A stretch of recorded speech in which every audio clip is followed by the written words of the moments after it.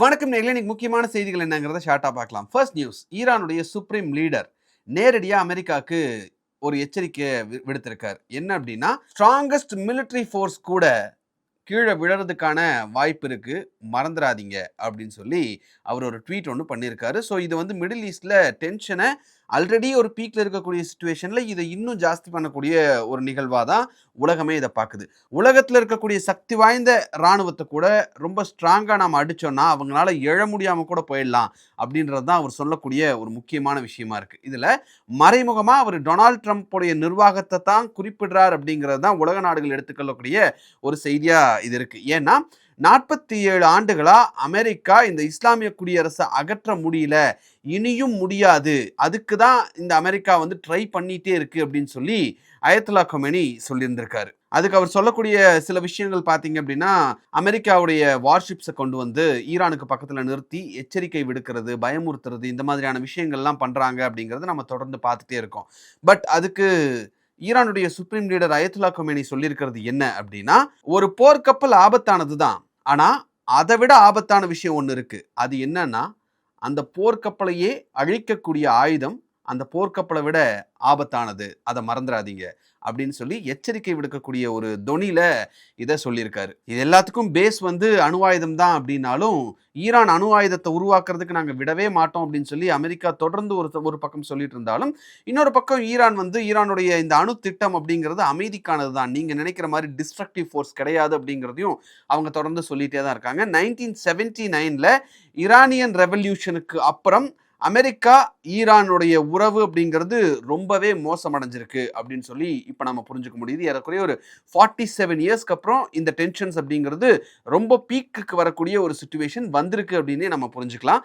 இதுக்கு முக்கியமான காரணம் வந்து சாங்ஷன்ஸ் ஒரு முக்கியமான விஷயம், அப்புறம் ப்ராக்சி கான்ஃப்ளிக்ஸ் நடந்துகிட்டு இருக்கிறது, டிப்ளமேட்டிக் பிரேக் டவுன் வந்து மிகப்பெரிய பிரச்சனையாக இருக்கிறதும், இந்த 47 இயர்ஸாக நடந்துட்டு இருக்கக்கூடிய விரோதம் இப்போ ஒரு பீக் உச்சத்தை அடைஞ்சிருக்கு அப்படிங்கிறத எடுத்துக்காட்டக்கூடிய ஒரு விஷயமா நம்ம புரிஞ்சுக்க முடியுது. அடுத்த முக்கியமான நியூஸ், ஜான் 28ல மகாராஷ்டிராவினுடைய துணை முதலமைச்சர் அஜித் பவார் பயணம் செய்த அந்த ஃப்ளைட் ஆக்சிடென்ட் ஆச்சு இல்லையா, லியர்ஜெட் 45, இந்த விமான விபத்துல அஜித் பவார் உட்பட 4 பேர் உயிரிழந்தாங்க. பாராமதி அருகே நடந்த இந்த விபத்துல இது சம்பந்தமா நடந்த விசாரணையில ஒரு முக்கியமான திருப்பம் ஒன்று இப்போ நடந்திருக்கு. இந்த காக்பிட் வாய்ஸ் ரெக்கார்டர்ல இருந்து டேட்டாவை எடுக்கணும் அப்படின்னா அதுக்கு எங்களுக்கு வந்து வெளிநாடு யூஎஸ்ல இருந்து எங்களுக்கு உதவி தேவை அப்படின்னு சொல்லி ஏர்கிராஃப்ட் ஆக்சிடென்ட் இன்வெஸ்டிகேஷன் பியூரோ சொல்லியிருக்காங்க. பொதுவாக இந்த பிளாக் பாக்ஸ் ஆரஞ்சு கலரில் இருக்குன்னு சொல்லுவாங்க, அதில் தான் எல்லா டேட்டாஸும் இருக்கும் அப்படின்னு நமக்கு ஜென்ரலாக நம்ம எல்லாருக்குமே தெரிஞ்ச விஷயம் தான். இதில் 2 விஷயம் இருக்குது. அதாவது டிஜிட்டல் ஃப்ளைட் டேட்டா ரெக்கார்டர் சிஎஃப்டிஆர் அப்படின்ற ஒன்றும், காக்பிட் வாய்ஸ் ரெக்கார்டர் அப்படின்றது ஒன்றும் இருக்குது.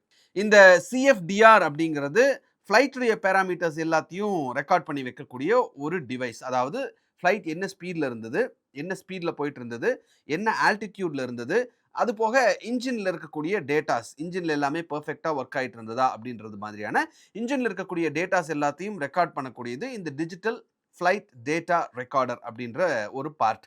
அதே மாதிரி சிவிஆர், காக்பிட் வாய்ஸ் ரெக்கார்டர் அப்படின்னு சொல்கிறாங்க. இது காக்பிட்டில் என்ன மாதிரியான டிஸ்கஷன்ஸ், உரையாடல்லாம் நடந்தது, அலாரம் சவுண்ட் ஏதாவது வந்ததா, வேற ஏதாவது சவுண்ட் வந்திருக்கா, அது எல்லாத்தையும் கம்ப்ளீட்டாக ரெக்கார்ட் பண்ணக்கூடியது தான் இந்த சிவிஆர். இந்த 2 விஷயம் தான் எந்த ஒரு விபத்து நடந்தாலுமே அந்த ஃப்ளைட்ல என்ன ப்ராப்ளம் அப்படிங்கிறத கண்டுபிடிக்கிறதுக்கு மிக முக்கியமான ஒரு இன்வெஸ்டிகேட்டிவ் மெட்டீரியலா இருக்கும். இதுல பிரச்சனை என்ன அப்படின்னா, ஏர்கிராஃப்ட் ஆக்சிடென்ட் இன்வெஸ்டிகேஷன் பியூரோ என்ன ப்ராப்ளம்னு சொல்லியிருக்காங்க அப்படின்னா, இதுல 2 ரெக்கார்டர்ஸ் இருக்கு. அந்த 2 ரெக்கார்டர்ஸுமே அதிகப்படியான ஹீட், ஏன்னா ஃப்ளைட் கீழே விழுந்து வெடிச்சு எரிஞ்சு போயிருக்கக்கூடிய சிச்சுவேஷன்ல அந்த இன்டென்ஸ் ஹீட்ல இந்த ரெக்கார்டர்ஸ் எல்லாமே எக்ஸ்போஸ் ஆயிருக்கு. ஸோ அதனால ஃபயர் டேமேஜ் ஏற்பட்டிருக்கு. ஸோ லாங் டியூரேஷன் இது வந்து ஹீட் எக்ஸ்போஷர் இருந்துட்டு இருந்ததுனால எங்களால் டேட்டா ரிட்ரீவல் அப்படிங்கிறது பண்ணுறதுல ஒரு மிகப்பெரிய சிக்கல் இருக்குது அப்படின்னு சொல்லியிருக்காங்க. இதில் முக்கியமாக இன்னொரு விஷயம் என்ன அப்படின்னா, 2 விஷயம் பார்த்தோம், டிஎஃப்டிஆர், சிவிஆர். இந்த டிஎஃப்டிஆர் அதாவது ஃப்ளைட்டோட ஆல்டிடியூட், ஸ்பீட், இந்த மாதிரியான விஷயங்கள் எல்லாத்தையும் கணிக்கக்கூடிய மெஷின் பர்ஃபெக்டாக இருக்குது. அதில் இருக்கக்கூடிய டேட்டாஸ் எல்லாம் நாங்கள் டவுன்லோட் பண்ணிட்டோம். ஆனால் இந்த சிவிஆர், காக்பிட் வாய்ஸ் ரெக்கார்டரில் இருக்கக்கூடிய அந்த ஃபுட்டேஜஸ் எதையுமே எங்களால டவுன்லோட் பண்ண முடியல. விச் இஸ் அத ரிட்ரீவ் பண்ண முடியல அப்படின்னு சொல்லியிருக்காங்க. ஸோ இத கரெக்ட் பண்றதுக்கு இத தயாரிச்ச ஹனிவெல் மேனுஃபேக்சரர் அமெரிக்காவை சேர்ந்த ஒரு கம்பெனி. அந்த கம்பெனிக்கு தான் நாங்க இந்த ரெக்கார்டர்ஸ அனுப்பி திரும்பவும் அத ரிட்ரீவ் பண்றதுக்கு ட்ரை பண்ணணும். அதுக்கு வந்து நாங்க யுஎஸ்க்கு அனுப்பணும் அப்படின்னு இத சொல்லியிருக்காங்க. ஸோ அட்வான்ஸ்ட் ஃபோரன்சிக் சப்போர்ட் இருந்தா மட்டும் தான் இந்த ஃப்ளைட் ஆக்சிடென்ட் ஏன் நடந்தது அப்படிங்கிறத கண்டுபிடிக்க முடியும் அப்படிங்கிறது தான் இப்ப இந்த ஃப்ளைட் ஆக்சிடென்ட்டோடைய இன்வெஸ்டிகேஷன் வந்து நிக்கக்கூடிய இடமா இருக்கு. ஸோ இந்த மாதிரியான விஷயங்கள் எல்லாம் நம்ம பொதுவா கேட்கும்போது ஒரு ஸ்பெகுலேஷன் வரும். அது எப்படி 2 விஷயம் இருக்கு. அதுல 2ல 1 கரெக்ட்டா இருக்கு. 1 மட்டும் ஸ்பாயில் ஆகுது. அதே மாரி அந்த ஆக்சிடென்ட் நடந்ததுக்கு அப்புறம் நடந்த விஷயங்கள் எல்லாத்தையுமே நம்ம மைண்ட் ஆட்டோமேட்டிக்கா டாட்ஸ் கனெக்ட் பண்ணி பார்க்கிறது அப்படிங்கிறது ஆப்வியஸா நடக்கக்கூடிய விஷயம் தான். பட் இந்த விசாரணை அப்படின்றது ஒரு பக்கம் நடந்துட்டு இருக்கக்கூடிய சிச்சுவேஷன்ல டெக்னிக்கலான விஷயம் அப்படிங்கிறதுனால நாமளா ஒரு கன்க்ளூஷனுக்கு வந்துடுறது அப்படின்றது இது சரியா இருக்காது அப்படின்னு தான் நம்ம புரிஞ்சுக்கணும். ஸோ பிளாக் பாக்ஸ் தான் உண்மையை சொல்லும் அப்படின்றதுனால இந்த விஷயத்துல நம்ம உடனடியா ஒரு கன்க்ளூஷனுக்கு ஜம்ப் ஆயிடக்கூடாது அப்படின்றதும் பல்வேறு தரப்புல இருந்து வைக்கக்கூடிய ஒரு கருத்தா இருக்கு. அடுத்த முக்கியமான நியூஸ், இன்னும் கொஞ்ச நாள்ல மேபி இப்பவே கூட ஸ்டார்ட் ஆயிருக்கலாம்னு வச்சுக்கோங்களேன். லேப்டாப்போட விலை உயரும். ஸ்மார்ட் போன்ஸோடைய மார்ஜின்ஸ் வந்து ரொம்ப குறையும். விச் இஸ் ஸ்மார்ட் போன்ஸோட விலையும் உயரும். கார் மேனுஃபேக்சரிங் பாதிக்கப்படும். இல்ல காரோடைய பிரைசஸ் வந்து ஆட்டோமேட்டிக்கா இன்க்ரீஸ் ஆகும். ஸோ இது எல்லாத்துக்கும் ஒரு குளோபல் கிரைசிஸா உருவாக்குறதுக்கு முக்கியமான காரணம் என்ன அப்படின்னா, மெமரி சிப் ஷார்ட்டேஜ் அப்படிங்கிறது இப்போ உருவாயிட்டு இருக்கு. இண்டஸ்ட்ரி இன்சைடர்ஸ் இதுக்கு என்ன பேர் வச்சிருக்காங்க அப்படின்னா, ராம் மெகடான் அப்படின்னு சொல்லியிருக்காங்க. இதுல எலான் மஸ்க், டிம் குக், ஜியோமியோட எக்ஸிக்யூட்டிவ்ஸ் முதற்கொண்டு எல்லாரும் ஒரே ஒரு வார்னிங் தான் கொடுக்குறாங்க. அதை வந்து டி ரேம் அப்படின்னு சொல்றாங்க. இது ஒரு வகையான மெமரி சிப். கம்ப்யூட்டர்ல இருக்கக்கூடிய முக்கியமான மெமரியில இருக்கக்கூடிய ஒரு சிப். இதை வந்து டைனமிக் ரேண்டம் ஆக்சஸ் மெமரி அப்படின்னு சொல்றாங்க. இதோடைய பிரைஸ் அப்படிங்கிறது லாஸ்ட் 1 மந்த்ல 75% இன்க்ரீஸ் ஆயிருக்கு. ரீட்டைலர்ஸ் வந்து டெய்லி பிரைஸ் அட்ஜஸ்ட் பண்ணிட்டு தான் இருக்காங்க. இன்னைக்கு இந்த பிரைஸ் அப்படின்னா நாளைக்கும் அதே பிரைஸ்ல இருக்குமா அப்படின்னா கிடையாது. ஸோ இது எந்த மாதிரியான பாதிப்புகளை ஏற்படுத்துது அப்படின்னா, கம்பெனிகளுக்கு வந்து ஒரு மார்ஜின் ப்ரெஷரை உருவாக்குது. அது மட்டும் இல்லாமல் ப்ராடக்ட் உடைய விலையை அதிகரிக்க வைக்கக்கூடிய ஒரு சுச்சுவேஷன் உருவாக்குது. கார்ப்பரேட் அவங்க பிளானிங்கையே கம்ப்ளீட்டாக மாற்றக்கூடிய ஒரு சுச்சுவேஷன் கொண்டு வந்து நிறுத்துது அப்படின்னு நிபுணர்கள் தரப்புல இருந்து சொல்றாங்க. ஏஐ டேட்டா சென்டர் அதிகமா வந்துட்டு இருக்கிறது இது மிகப்பெரிய காரணமா சொல்றாங்க. கம்பெனிஸ் நீங்க பாத்தீங்கன்னா ஆல்பபெட், ஓப்பன் ஏஐ இவங்கெல்லாம் என்ன பண்றாங்கன்னா என்விடியா ஏஐ சிப்ஸை மில்லியன் கணக்குல வாங்கிட்டு இருக்காங்க. ஸோ ஒவ்வொரு ஏஐ ஆக்சலரேட்டருக்கும் மேசிவான டிரேம் உடைய மெமரி தேவைப்படுது அப்படின்றதுனால கன்சம்ஷன் ஜாஸ்தி ஆயிட்டு இருக்கு. ப்ரொடக்ஷன் அந்த அளவுக்கு இல்லை.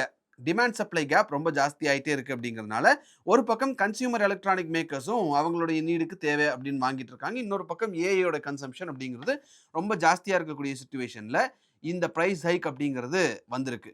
எலான் மஸ்க் என்ன சொல்றாருன்னா, இதுக்கு 2 ஆப்ஷன் தான். ஒன்று, இந்த ப்ரொடக்ஷனில் இருக்கக்கூடிய பிரச்சனைகளை சமாளித்து கொண்டு வர்றதுக்கான தேவைகள் என்னவோ அதை நம்ம செய்யணும். இல்லை அப்படின்னா நாமளே தனியாக ஒரு ஃபேக்ட்ரி ஆரம்பித்து இந்த ரேம் மாதிரியான விஷயங்களை உருவாக்குறத தவிர இப்போதைக்கு வேறு வழி இல்லை. இன்னைக்கு இருக்கக்கூடிய சிச்சுவேஷன் அப்படி தான் இருக்குது. ஸோ நம்ம எல்லாமே மெமரி டிபெண்ட்டாக தான் இருக்கும். சே ஃபார் எக்ஸாம்பிள் டெஸ்லாவோட ஃபியூச்சர் எடுத்துக்கிட்டிங்க அப்படின்னா ஏஐ இருக்குது, இவி ஸ்ட்ராட்டஜி எல்லாத்துக்குமே பேசிக்காக மெமரி டிபெண்ட் இருக்கிறதுனால இதை நம்ம செஞ்சு தான் ஆகணும் அப்படின்னு சொல்கிறாங்க. ஸோ ஐஃபோன் தரப்பில் என்ன சொல்கிறாங்க அப்படின்னா, எங்களுடைய மார்ஜின்ஸை நாங்கள் கம்ப்ரஸ் பண்ண வேண்டிய சுச்சுவேஷன் இருக்குது. ப்ரைஸை வந்து இன்க்ரீஸ் பண்ண முடியாத ஒரு சுச்சுவேஷன் இருந்தாலும் நாங்கள் வந்து எங்களோட மார்ஜினையாவது நாங்கள் குறைச்சிக்கிட்டு தான் ஆகணும் அப்படின்னு சொல்லியிருக்காங்க. அது மட்டும் இல்லாமல் சோனி வந்து அவங்களுடைய பிளே ஸ்டேஷனோட லான்ச்சை நாங்கள் இப்போதைக்கு பண்ண போகிறதில்ல, டிலே பண்ணுறோம் அப்படின்றாங்க. நின்டெண்டோவுடைய ஸ்விட்ச் 2 ப்ரைஸை நாங்கள் இன்க்ரீஸ் பண்ணிடலாமான்னு யோசிச்சுட்டு இருக்கோம் அப்படின்றாங்க. சிஸ்கோ கம்பெனி என்ன சொல்கிறாங்கன்னா, ரொம்ப வீக் அவுட்லுக் தான் அப்படின்றதுனால அதனுடைய கம்பெனி ஷேர்ஸில் வந்து ஒரு வாலடைலிட்டி இருக்குது அப்படின்னு அவங்க தரப்புல இருந்தும் சொல்லப்பட்டிருக்கு. ஸோ மாடர்ன் கார்ஸ் அப்படின்னு நீங்கள் எடுத்துக்கிட்டிங்கன்னா அது வந்து ஒரு மூவிங் கம்ப்யூட்டர் தான். ஸோ அவங்களுக்கு வந்து இந்த இவி சிஸ்டம், அடாஸ், அட்டானமஸ் டெக் இதெல்லாம் பண்ணுறதுக்கு கன்ஃபார்மாக மெமரி ஷார்ட்டேஜ் வந்தது அப்படின்னா ஆட்டோமேட்டிக்காக இந்த காரோட ப்ரைஸஸும் கண்ணா பின்னான்னு இன்க்ரீஸ் ஆகிறதுக்கான வாய்ப்பு இருக்குது. On the other side AI பூமும் ஒரு பக்கம் நடந்துகிட்டே இருக்கக்கூடிய சுச்சுவேஷனில் இந்த டி ரேம் அப்படின்ற ஒரு விஷயம், ஷார்ட்டேஜ் அப்படிங்கிறது உலகத்தையே ஸ்தம்பிக்க வைக்கக்கூடிய ஒரு விஷயமா மாறுறதுக்கான வாய்ப்பு இருக்கு அப்படிங்கிறது தான் இன்டர்நேஷனல் லெவல்ல வரக்கூடிய நியூஸ் சொல்லக்கூடிய விஷயமா இருக்கு. இதை பத்தி நீங்க என்ன நினைக்கிறீங்க அப்படின்றத கமெண்ட் பண்ணுங்க. இந்த வீடியோ உங்களுக்கு பிடிச்சிருந்தா இந்த வீடியோவை லைக் பண்ணுங்க, ஷேர் பண்ணுங்க, கமெண்ட் பண்ணுங்க, சப்ஸ்கிரைப் பண்ணுங்க. தேங்க்யூ.